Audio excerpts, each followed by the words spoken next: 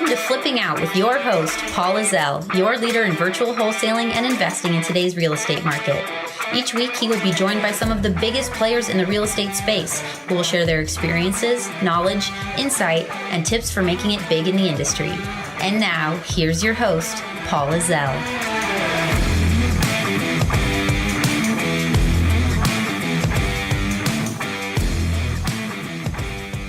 How would you like to have a full or part-time business that allows you to create a flexible work schedule around your busy lifestyle? Would you like to earn between $60,000 and $500,000 annually working from the comfort of your own home? If so, then virtual wholesaling may be the business for you. Contact us at reauctionacademy.com and find out how to get a jump start on building a cash flowing machine without the headaches of dealing with contractors and homeowners. With an investment starting as low as $7,000, you can be well on your way to living the virtual investing lifestyle of your choosing. Hello and welcome to another episode of Flipping Out. This is your host, Paul Lizell, and today's introduction is going to be a little bit different. I had Brett McCollum on with me here, and Brett is a friend of mine. We met at a mastermind about 2 months ago in Tampa, Florida, and we're kindred spirits. Both of us played college baseball, so we really got into some high-level college baseball conversations here. But we just wanted to talk and kind of catch up, and asked him if he'd mind if I turned into a podcast here. So I just started recording him. He was in the middle. He was just hitting some really good high-level stuff I think would be great for the audience to hear. And so I just started recording him. We kind of jumped into a process where he's buying and reselling a property and how it kind of went bad with his disposition guy as far as missing out on contacting sellers, because they have a 20 person VIP buyers list. And what happened was guy only contacted 3 out of the 20, and turned out they could have made some money on this deal. They end up losing the deal, and luckily it was an inexpensive one. So he jumps into that. So Brett is a wholesaler. He's in Gainesville, Florida.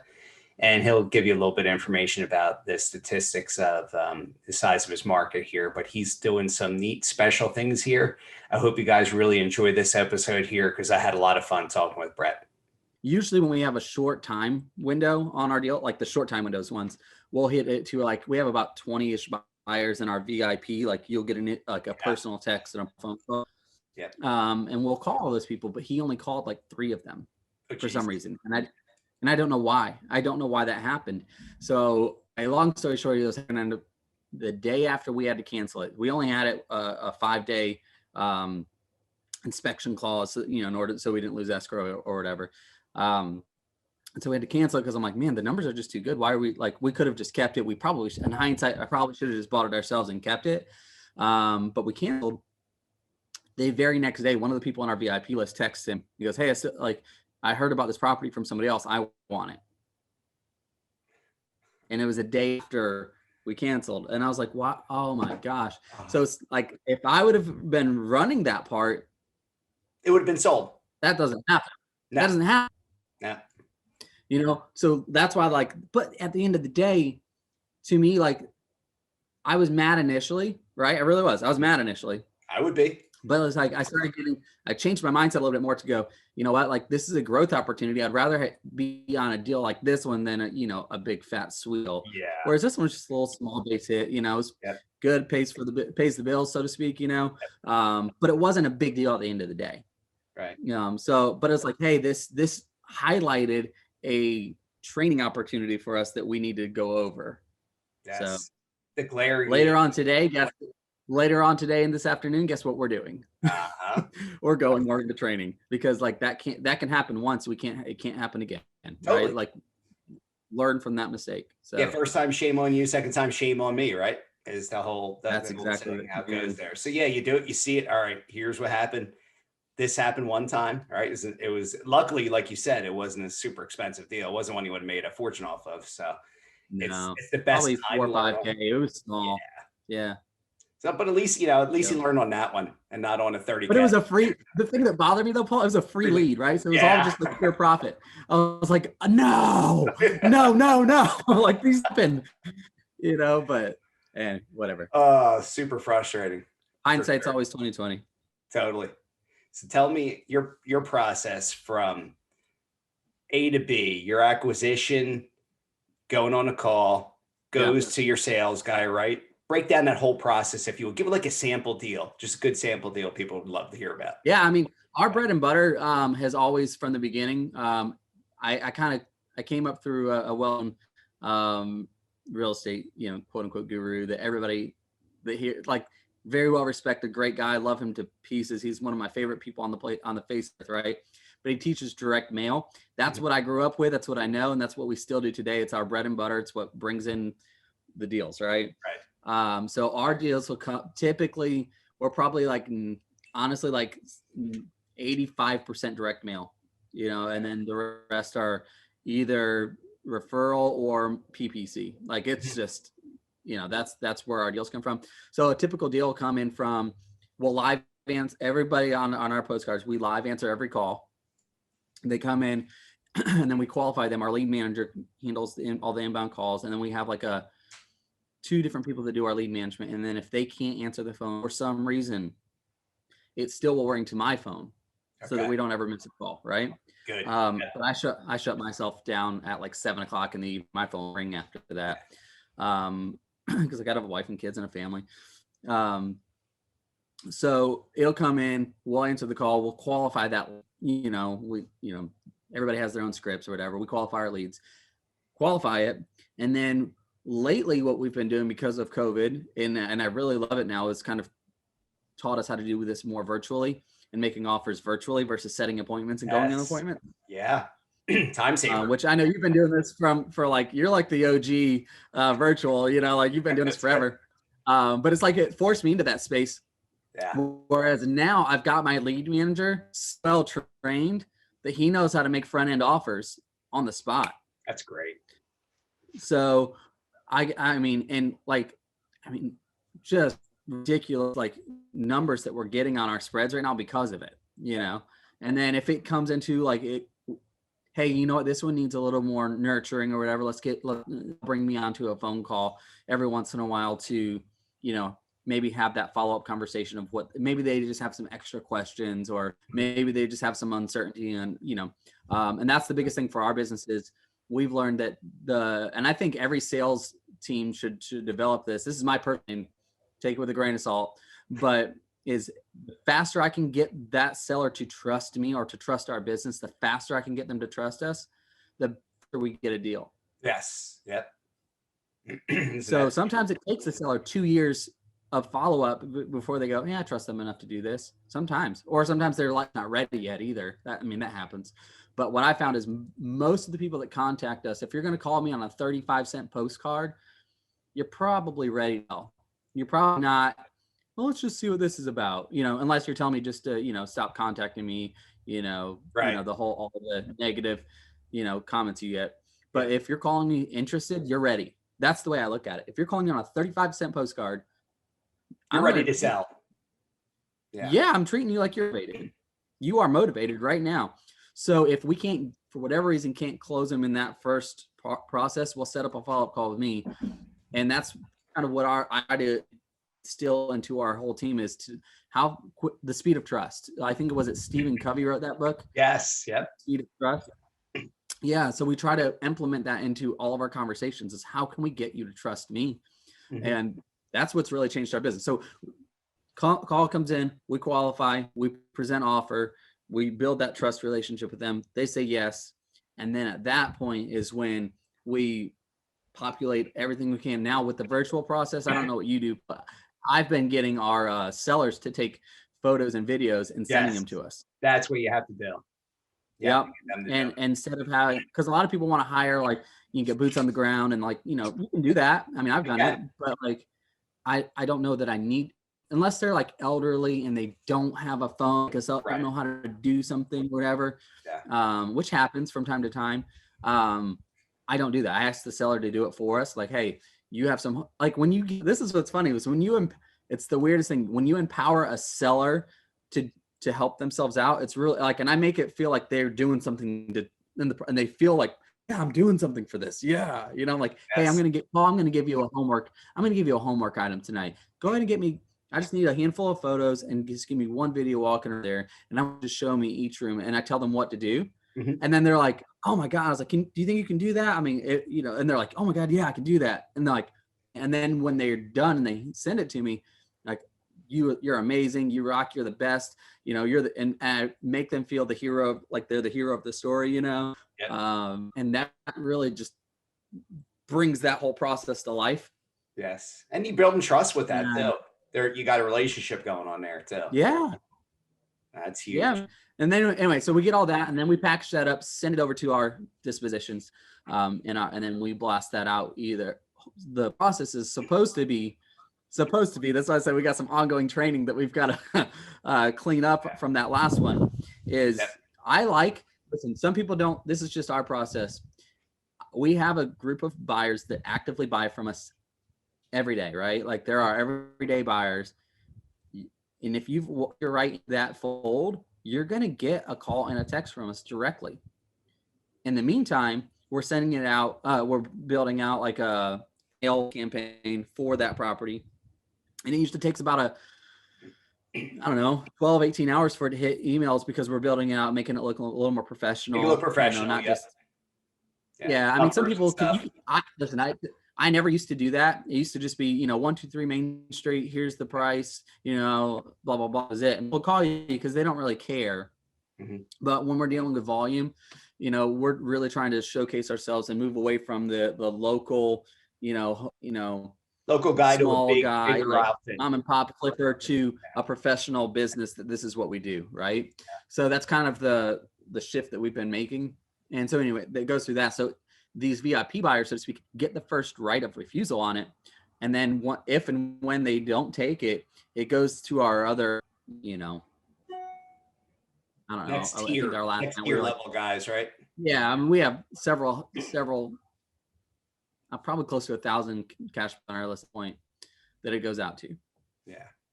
So. And it's always you always have lists like 20, there's always like 15 to 25 guys that are serious buyers, fix and flippers, whether fix flippers or buy and hold guys that you throw it out to and they're first to go.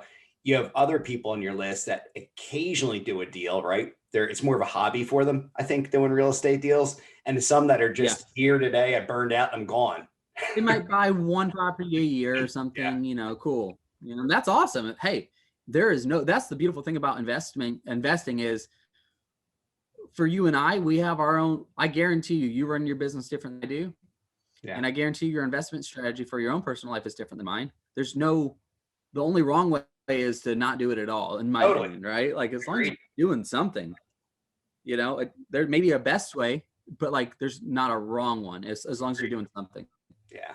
And you've really ramped up. Your business is really ramped up over the past year plus, right? The volume of you're doing per month. Well, so I'm going to be honest with you. Like, a lot of people that I met when we were I met you down in Tampa a few weeks back. Right. And a lot of the guys in that room, you guys are like who I want to be when I grow up. Right. That's what I tell, like, you guys are who I want to be when I grow up, man. Like, y'all are just, wow. And so for me, I feel like, and they would tell me, like, COVID's been our best year ever. Yes. COVID's been our best year ever. And it wasn't for me though. It wasn't in the beginning. It wasn't. No, because I realized something, like, I was really good at taking advantage of a hot market without issues in it, like COVID, pandemic stuff. I was really good at taking advantage of that. And I knew it was working, and I just beat it. We did. And so at the height for us, we live in a very small market, and I just stayed local. And I mean, there's 197,000 people in our market, right? It's small. I mean, to me, it's not small. I grew up in a small town. That's not a small town, but for real estate investing, it's a smaller market. Yeah. Agreed. Yeah. So at the height, right, when COVID hit, we had 9 properties every month that we were doing, 7 to 9 every month. Bam, like clockwork, and then COVID hits, and I was like, oh man, like, people stopped calling me. And I was like, what's happening? And then we went down to like 3. Oof. I was like, oh, what do we do? Anyway, I realized real quick, I was really good at taking advantage of the market, not at marketing. And I had to really learn what marketing looked like. And I'll be honest with you, it took me about 3 months to figure that out. Because I had to I was split testing stuff. This isn't working. That is working. This isn't working. That is working. And fortunately, if you've been in the business enough, what for, Yes. so I sent out enough stuff, and I sent out a broad enough of different categories to what responses we were getting. So we leaned hard on the stuff that was working and scaled back on the stuff that wasn't working. Makes sense. And it took me about 3 months to identify who our target buyers are currently. Right.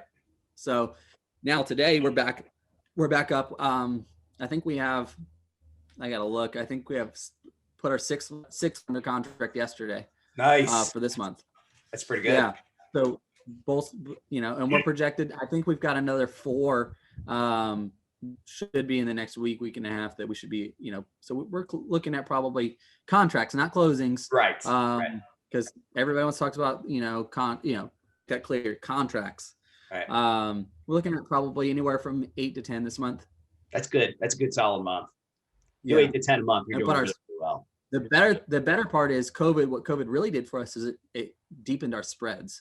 As far, so if we're not going to close as many deals, we got to buy deeper. Yes. You're maximizing your profits. Yeah, totally. Well, I mean, because if you're used to making a certain amount of money per month and you're not getting the same amount of deals, you have to figure that out somewhere. Totally. So the funny thing is that we went that 3 months were kind of like, we're still going to hit our target goals for the end of the year because we're going deeper. Yes. That's crazy. That's crazy to me.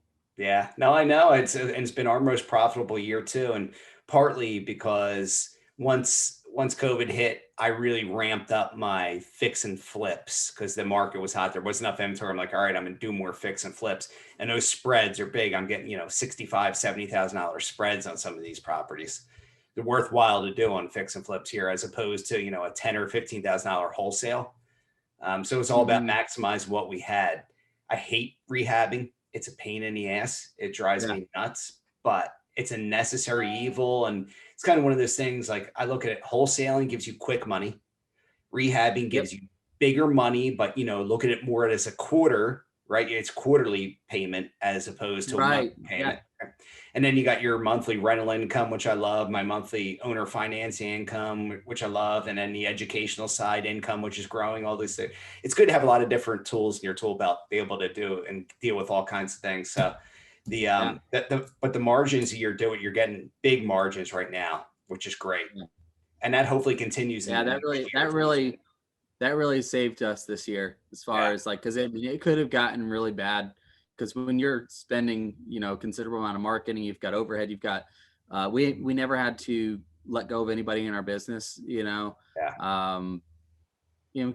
is like, I have to take care of my family, but there's other families that are depending on me too.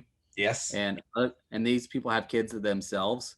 Mm-hmm. So it's like, that's a massive responsibility, man. That was scary for a minute. Cause I'm like, how am I going to take care of the families? Yeah. So fortunately we didn't have to do any of that. And then, because it taught us how to grow deeper and get bigger spreads, our 2021 year, we just, we have our target goal for 2020, which we're going to hit.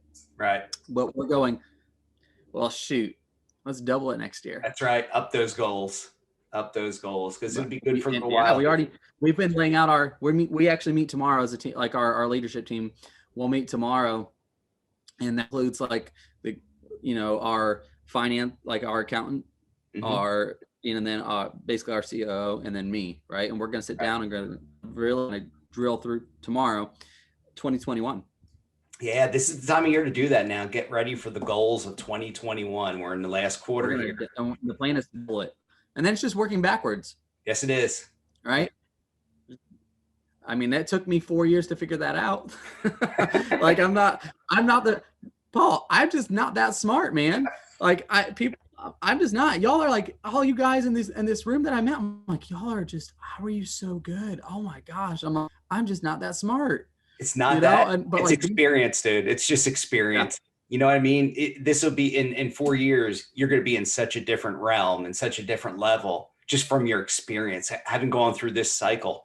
When this cycle goes through and you hit a next one, your level. Now you're going to be like, oh, this happened before. I remember this happened before. This cycle will be different, but we can adjust here. And that's kind of what it is.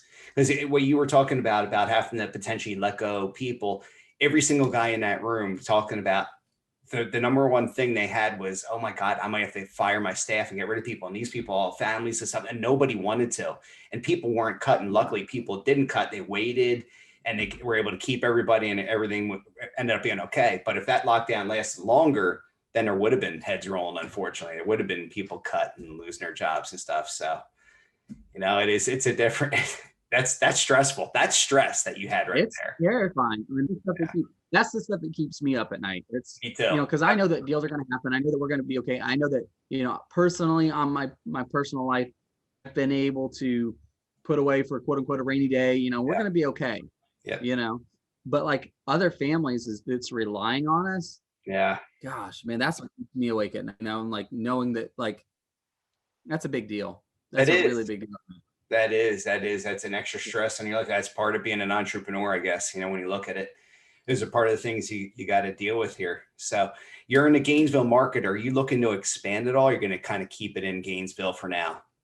So we've already expanded. So thank God for our family mastermind group, because when I was there with you guys, the amount of clarity that I walked away from, I'd already had some ideas, some things that I was shopping around in my head. And, and I literally left there and I was like, I know what we're doing. Mm-hmm. And so we've already started taking action on it immediately, literally like the day I got back. I was like, boom, we're doing it. Implementation. Because, well, for us, what ended up happening is we knew what our main market, we were doing probably 75-80% of our deals from one source, marketing source, right? And I'll just tell you, and whoever wants to listen, for us, it became probate. And everybody everybody kind of hates on probate a little bit because it's so long of a process. It's so difficult. It's so blah, blah, blah, blah, blah. But for me, like, I've developed a team on this enough that like, it's only difficult because you haven't figured it out yet. Yeah. Different process with probate. And I'm not saying I'm an expert or anything like that, but we figured out the process. Yeah. And so like our fastest probate that we got done, Paul, in July, we did one in 3 days. No way. Holy cow. My probate attorney is legitimately like the best there is, man. Like I just can't highly enough of this guy. And it was just a summary of administration. It wasn't a formal full probate, but to get the property legal to sell, right? That's, I should probably clarify that. To get the property legally able to sell, it took him 3 days and we bought it, but anyway, that was the fastest one. But so where I was like, man, most of our deals are coming from this. Why is nobody doing this? And the biggest people in the industry that I know, they all do probate deals, but it's just probate and they do like, it's like just, they might get one here and there and it pops up. But once we started focusing in on probate and marketing to probate, specifically a marketing piece to that customer, right? To the families. Right. And you relate to the families of those people, Paul, I'm telling you, it exploded. So we are now in 6 markets in Florida doing probate. Nice. When we're September, man, we were there in September. That's and awesome. Already in November, we've went into 6. We're in 6 markets right now.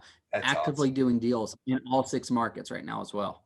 And the probate, for those people listening and don't know, they are some of the most profitable deals too.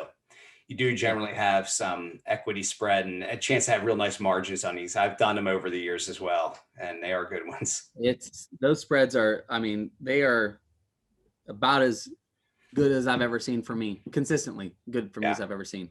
Yeah, they were our best margins too. And I stopped doing that direct mail in 2013. And because I just was getting enough inventory from online auctions, REOs, and all those other things. But those probate deals were always our biggest margins. The next biggest margin list for us was the high equity list. That was our next biggest margin list at that point. Now, it's probably changed over the years a little bit, but probates are still bread and butter for a lot of people. A lot of people out there. Well, we were really hard in on the tax delinquents. Okay. Right. I liked 2 years and 3 years back on your taxes. It's hard to kind of get that hole, and they would call us, and we would get really deep deals there as well. Right. And then they weren't forcing the tax sales anymore at the courthouse or anything. And so with COVID, and so I always tell people, like, in a wholesale deal, your sellers, I tell this to people, when I say it, people are like, oh yeah, this makes sense, but nobody really thinks about this. They're professional procrastinators. Our sellers are professional procrastinators. Like, they're going to put it off for humanly possible until they have to get rid of something. Yes. So when tax delinquent sales, when the taxes weren't being enforced into, hey, you're going to lose something if you don't do this, right, they stopped responding to us.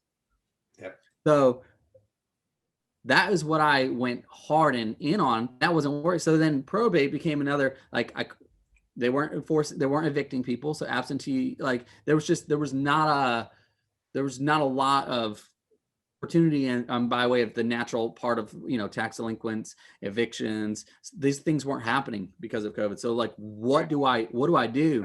Well, the one certainty, and I hope I don't sound morbid or mean, but the one certainty that I had was people are still going to die someday. Yeah. We all are. We all are. Yeah. That can't change. It won't change. And so when it does, a lot of people get burdened with property that they didn't want. So we put our hand up and we say, hey, call us. We'll help you out. That's right. But it took me months of figuring out the process of probate before I figured out how to get it done fast and efficiently. Mm-hmm. Whereas now, our average probate, we're getting it done. It's a recent, because every state has different laws around probates. But ours is basically if you've died within 2 years, it's typically a 9-day cycle. You have to wait 90 days. It's a creditor period of 90 days, right? But if it's within, I don't remember the exact dollar, I think it's $70,000 or $80,000, the property value. Mm-hmm. We get a lot of, in our market, we have a lot of rentals that are only worth that $70,000, $80,000, yes, right? Yeah. And for sure, you can get those properties that are $70,000 and $80,000 or less.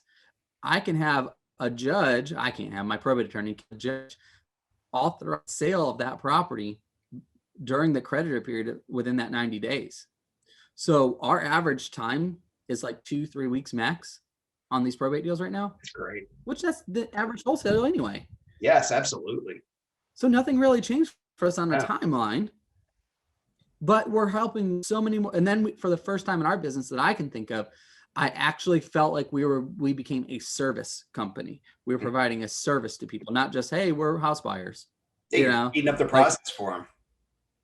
Yeah. Right. And it's man, we're providing a service. And that's how we started doing our marketing too, is as a service versus just hey, I'm interested in your property. Would you consider a cash sale for it? If I can make you a fair cash offer, blah, blah, blah, blah, blah, as is, no commissions, the whole thing, That's the normal one. Yeah, you're offering to help it was them really out. Cool. Yeah, you're offering to help them out. Sure. You're giving them something without asking for anything yet. Build that rapport, build that trust, and then they're going to want to deal with you when it comes to the sale over somebody else. Yep.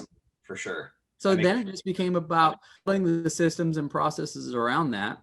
Yep. So that, when the calls come in, here's the cool thing about probates is there's not that many of them per market, per county, or per wherever you're going.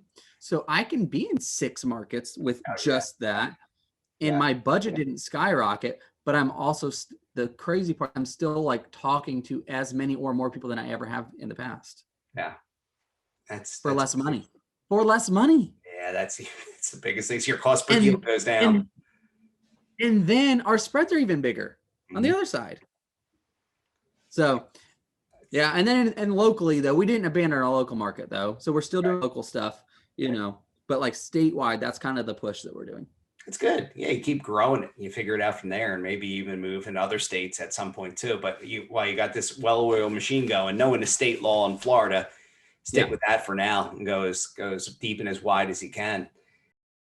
Have you ever felt that you hit a ceiling as a real estate investor, where no matter how much time and money you spend on marketing, you just can't find enough deals to feed the family?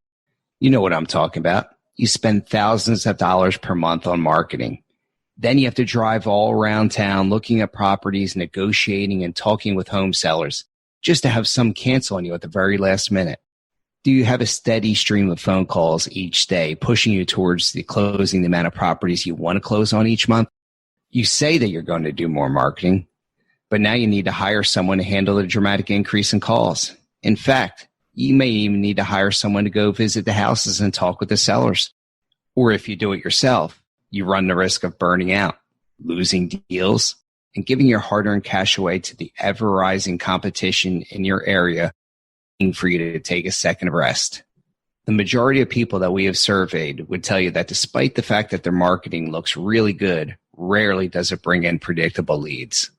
What you need to add is a new lead source that fills in a gap and consistently allows you to buy more houses.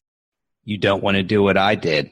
I remember having to rely on spending thousands of dollars each month on marketing, spending half my day driving around without even getting a single bite.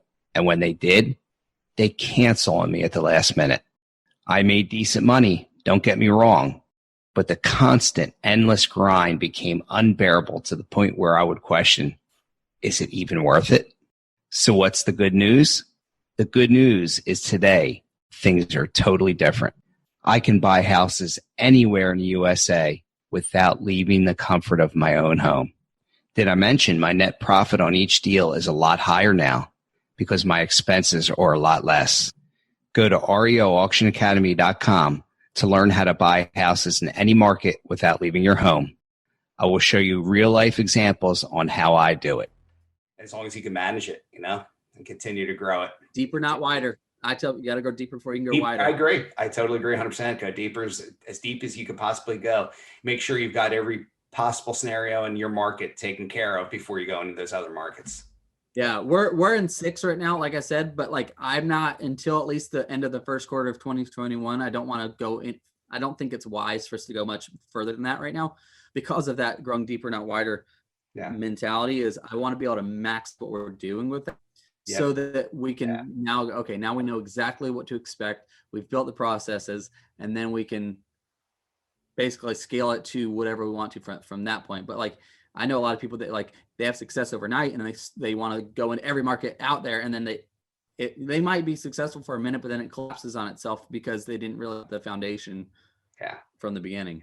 The speed of growth is an important thing to managing it. I remember first mastermind I belonged to, Collective Genius, back in the day.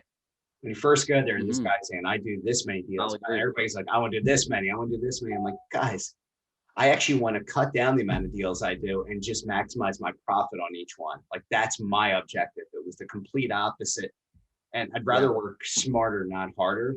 And then some of these guys doing deals to do deals. Like, don't do deals to do deals. Try to maximize what you can profit-wise at each one and not have to work like a madman possessed. Yeah, so much more stressful too. Like, hey, I've got, so our like I said, close to 10. And I was so much less stressed. I'll be honest with you. I was so much less stressed doing 4 or 5. Yes. So much better. So much less people. I was like, okay, wait a second. So what if we can, our target numbers, like financially speaking, we can hit our numbers.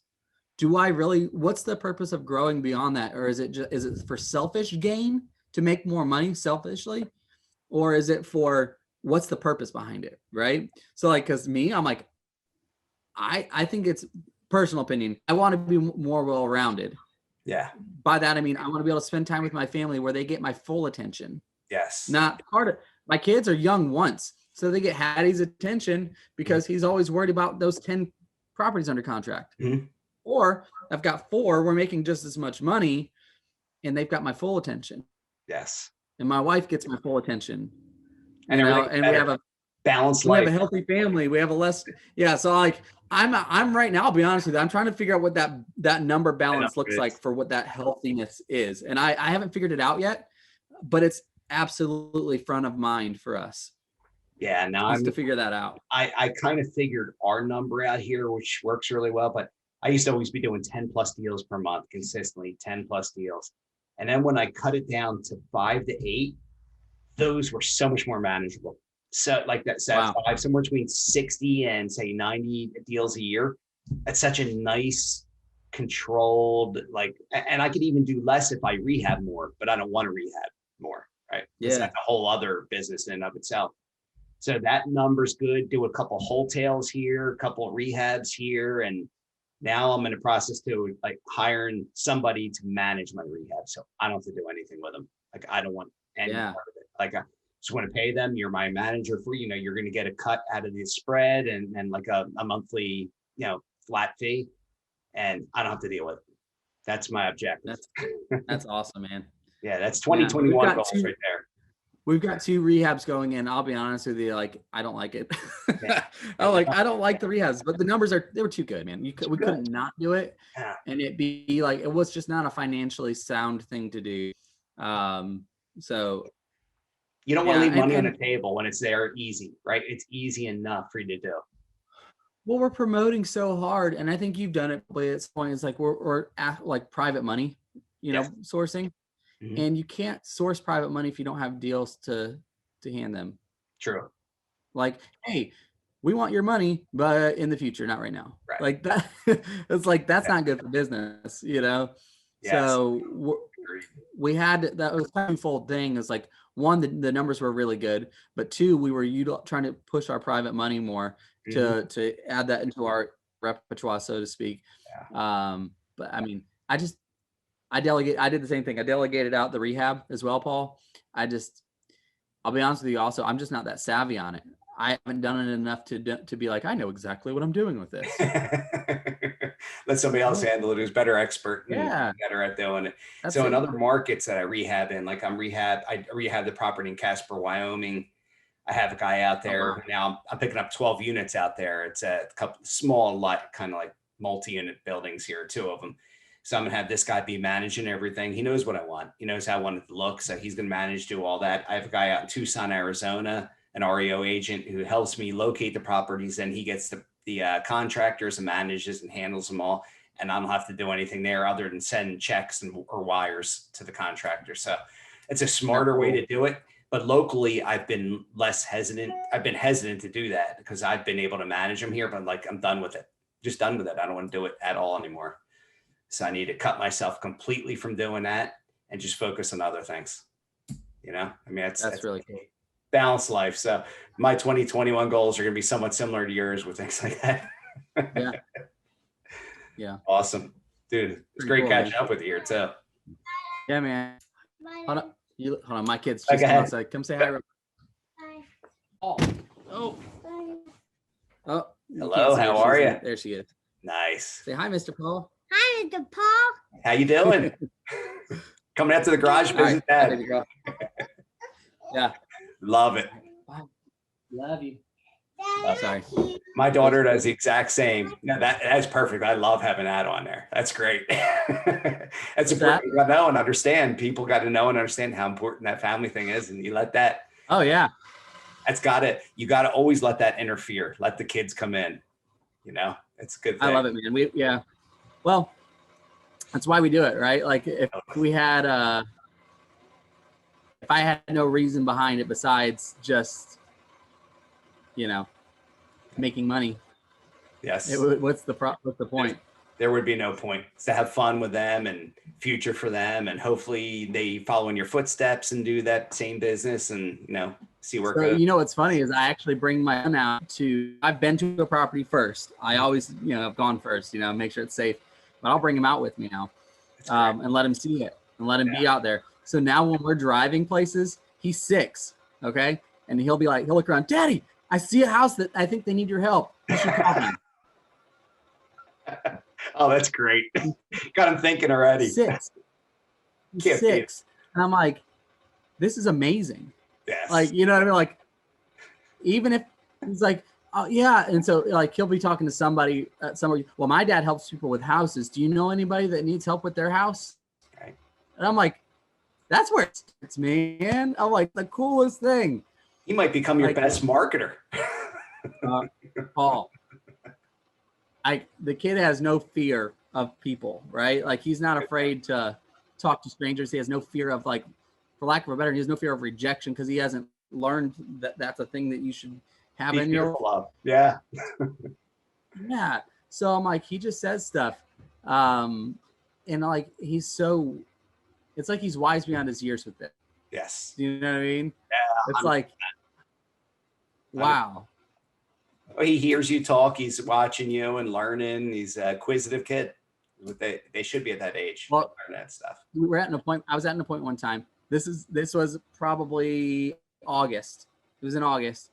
Went out with him because I'd already been there, met them once, but they didn't, for whatever reason, we didn't do the deal. I don't know why. And I bring him out with me because just schedule wise, I was like, oh. So he comes out there, standing next to me at my side, looks at the seller in their eye and said, and he goes, "Are you going to let my dad help you or not?" I don't know how you didn't fall over laughing. And I went, it was like, well, like, are you going to let me help or not? Like, and I was like, oh no. Cause I've tried to teach him like, hey, you can't do that. You know, like you can't just interject. Right. Like, but he's like, you let my dad help you or not? And I was like, yeah, well, I mean, are you going to let me help and we got that one. And I was like, dang it. Do I owe? And then I was like, do I owe my son like a finder's fee? Yeah. Oh, dang. You know what? So, you might have to put some money in his account for that. Nicer Christmas present. Yes. Oh, that's great. That is awesome. Yeah. And hopefully they do follow in your footsteps. That's what we hope as parents, you know, that if you build something, you don't have to do this exactly, right? But like what we're teaching our kids is like, I want them to think outwardly, not inwardly. But like, I don't want like, I'm probably, this may not be for everybody. Okay. And I'm going to make that disclaimer before this may not be for everybody, but this is true for us. And what we believe is, I believe that the whole do what makes you happy. Do what makes you happy. Do what makes you happy is one of the most selfish things we can teach our kids. I believe sincerely that like being happy, I endorse that 100%, but like, I would rather, what does my fellow man, how can I serve other people? Mm-hmm. Because what I end up finding is what serves them the most is it's just this weird byproduct. I naturally am happy with that. Yeah. Like it's that fulfillment comes, like that happiness, that joy. Cause there's still not a day that I don't wake up and go, I don't like our business. This is the most fun thing I could ever have happen. But do you think it was the thing that what I wanted to do when I grew up? Heck no. Yeah. I wanted to be a baseball player. You and I both. Yeah, we both played in college, and that was our goals. We didn't, this was not even a thought process in either of our brains. I stumbled into this. Yeah. I stumbled into this. I wasn't an entrepreneur. Mm-hmm. I wasn't a natural born like any of that. But the more I know about how much we serve other people, and the byproduct is like, wow, this is the most rewarding experience. So we're teaching our children, hey, look out there and see what the needs are around us, and let's solve those problems. Yes. Yep. So you don't have to do what I do, but solve problems in the world, because you'll find your happiness is really directly related to that.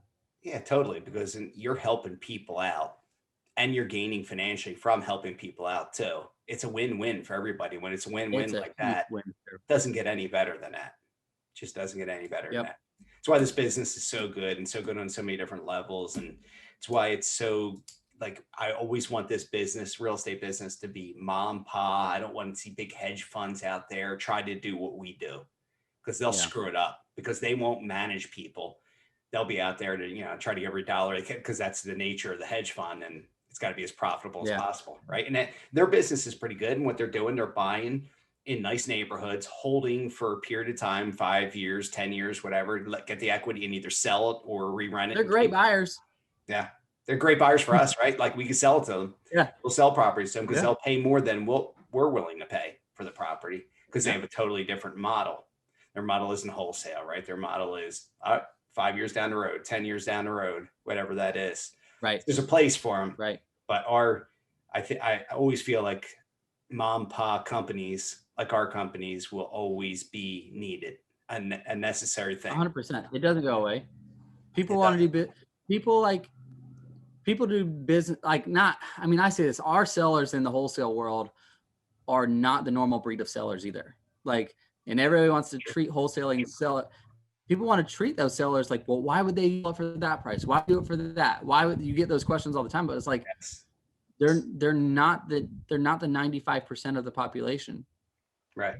you know, and That's those people that are, most of those people don't. That's why that's why I've stuck with direct mail, by the way. Yeah.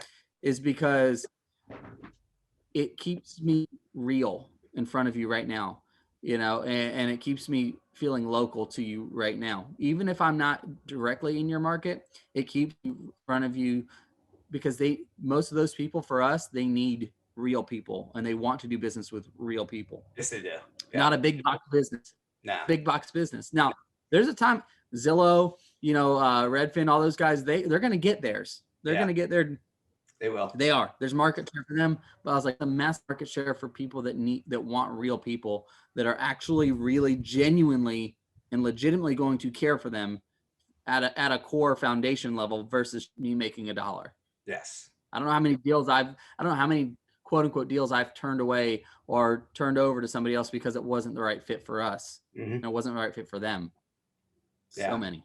And it's doing the right thing. It's doing the right thing. We could have done it. It would have been the wrong thing to do. Yeah. Yeah. And karmically, you would pay for that down the road. Yeah. Well, for me, we touched when I met a couple of weeks ago when we were down there in Tampa. I said a couple weeks, it's been a couple of months now. We talked about this briefly, but what makes the whole process real for me is like most of the people that I've met with, or that dress seller that we're so accustomed and used to in the wholesale world, I grew up with we were the distressed family, mm-hmm. right? Like, I haven't shared this with a lot of people, but I guess I'm telling the world. We were physically homeless twice as a child. I was 6 years old the first time, and I was 15 years old the second time. That's tough. We lived in a car, a 4-door compact car, mom, dad, brother, and I, and our dog. Okay. For 6 months. Oof. So you've been there where people are at the bottom. That's tough. And I was 15, so I was well old enough to like understand it. That this isn't normal. This isn't. And it was what drove me with baseball, by the way. That's what drove me to get better and better and better, because I had to get out, man. Get out. I had to get out. I had no way out. Mm-hmm. And then now when I meet with these people that I see how rough life is on them, I can put myself in that position because I feel it. Yeah. And it's real. And that for me is one of the hardest things when we're talking about letting go of different things in the business. I have a hard time letting go of some of that stuff because like, I don't ever want to lose touch and lose sight of that person because I was that person. Yeah. That makes so much sense. I mean, that's really a driving factor for me, man. Like, and what we do is like, even if I've done many deals over the last several years where we didn't make $1, but that seller, we helped. They helped them out. Like because they're like, what? They're hopeless and we can give them hope. Mm-hmm. Like, what a powerful tool that we have, man. Like in our world, like that's man, it's like, anyway, I don't want to go too far on that tangent, but like that for me is like, I started my business to pay the bills to make ends meet, right? Mm-hmm. And it very quickly, like literally, like within 3 months, turned into, oh my God, this is an opportunity to help a category of people that I never thought I'd be able to help. Yeah, it's one of your whys as to why you do this. Yeah, it's a drive. It is a massive drive. The massive drive. So. That is awesome. And that is like, people need to keep that in perspective and always understand that. And that's one of the reasons you like being a part of that, talking to the people, right? To find out what their situation is so you can help them in any which way. Because you never know. How can I possibly train somebody to feel that kind of empathy? You can't. You have to have lived it. Have to have lived right. it. Have to experience. And that's been one of the hard things for me in our business. So I'm going back to selfishness. I feel bad that I'm going back selfish. Like, but that is why the virtual process for us has gotten so awesome, is because I can it's easier to delegate the, how to make offers on the front end when I don't go belly to belly with that person. Yeah. We don't, and it's easier but I know to grow our business to where we want to get to on a consistent level, where I want to on a freedom level of like time. Yes. Right. Time. I cannot be that person every day. Yeah. For my, because like, yeah, I mean, I want to start other businesses. I want to do other things. There's other stuff that you want to do, but other interesting. Yeah, totally. Yeah. If I'm in the weeds of our business every day, I can't possibly do any of that. No. But at the same time, it's like, I struggle with this balance, Paul, of like, but that person was that person. Yeah. Don't I owe it to them? Don't I, but like, if I can teach our business how to serve that person, I'm still helping that. You know what I mean? That's like, I'm trying to, like, there's a lot, man. I was like, you think you have a lot of stuff figured out, and the more I think I have figured out, the more I realize that I have more to figure out. Yeah. You never stop learning. You never stop learning in anything and in any business. And like, I'll tell you from coaching, and you're going to be coaching your kids in baseball and sports like I did for years, 10 plus years of coaching travel baseball. Every year I learned something more. And the biggest thing I always learned, I kind of knew from jump, every kid is different. Every personality is different. You have to coach each individually different. Yeah. And, you can't treat them all the same. You have to, if you want to get the most out of each one, you've got to know what motivates this person, what gives them apprehension, right? So you want to avoid, like, the two best coaches I ever knew, like studying, Vince Lombardi, obviously, and Bill Belichick. And then, of course, you got John Wooden from UCLA. And what they all understood is, one, player strengths. I'm going to maximize your strengths. What are your weaknesses? I'm going to cover your weaknesses. You're not good at this, so I'm going to protect you from this. And that's what a good coach. That's why the Patriots are usually always pretty damn good, right? Besides that, having a Hall of Fame quarterback, they're good because of that, and they're competitive because of that. And if you can't understand that in coaching, and then but that correlates into business. Like, how do you motivate your people, your salespeople, in the right way, and show them how, like, each seller is different, and what motivates that seller, right? So each one is different. It's like sports is life and life is sports, and they kind of mesh. Those coaches too. So when you've been on winning teams, and you've probably been on losing teams before. Yes, if you played sports enough, you know what that feels like. When you're in a winning culture, you learn how to win. Yeah. That, you know what I mean? Like, that's probably a very broad statement. By that I mean, it's like, I know what it takes to win in a winning culture. Yes. When you go on a losing team, it's like, hey, you know what? My team, the Browns, haven't won in like an eternity. So when you're, I don't know, Baker Mayfield, and you get drafted, in the first round, and you're, it's like, well, shoot, I'm going to the Browns. Right. It's no wonder, dude. It's just kind of like, I'm okay. I'm a little, but then you get like Cam Newton, for example, who was on top of his game for a minute, and then just hit rock bottom. Dude's on a 1-year contract, and like, I mean, look how he's performing in the system right now. Right. Yep. Dude's like, he's playing really good football. Yep. But he's in a winning culture. Totally. Yeah, totally different. And it elevates everybody around you, man. That's what all those coaches you named, that's what they created, was winning cultures. Yes. That's the goal in our businesses, I think, right? Is winning cultures, so that, like, if I'm going to go on an appointment, I will walk away with that deal. Mm-hmm. Like, that is the melody that I take in it. And I'm trying to teach that with every one of the calls that comes in to our leads managers. Or, hey, if they're going to call you, close it. Yes. Yep. It's a necessity. It's a must. Winning culture, man. Because they're dedicated. Culture. They're at that point, they're motivated and want to move the property. They want to be done with it. It's a burden on their shoulders. You're trying to relieve that burden. Yeah. And everybody gets to win, though. That's the beautiful thing. It's not just me or you. It's like everybody is. Yep. Anyway, that's why you got to sell it and do it. That's business I life. That I can go in on the coaching stuff, man. I love, that's a passion. That's what we bonded over. It's like, we love our, like that sports scene. And because it was our whole life, whole life. So it's a competitive thing. It's still I mean, I'm still playing. I play paddle, platform tennis. Yeah. And I'm super competitive with that. And it's like my new thing. Right. And as I get older and I can't move as well, it'll probably be pickleball or something. I'll find my new thing. And golf, I'll find my new thing. Once you get that competitive desire and you want to compete and do that, you never lose it. And it goes and it bleeds into everything in life. And my wife and I are super competitive. She's big into the paddle too. And we're actually playing in a mixed tournament this weekend coming up, which is going to be a lot of fun. But we're really hard on each other. We're playing, hey, why'd you make that mistake? That was stupid. Why'd you do that? Yeah, we're back and forth. It's great. We drive each other to be better. Yeah. So it's super important, man. I really appreciate it, Brett, man. Thanks for sharing all this stuff. This was great. The audience is going to love it. And I appreciate the heck of it. I just have fun talking with you. Yeah, anytime, man. I love it.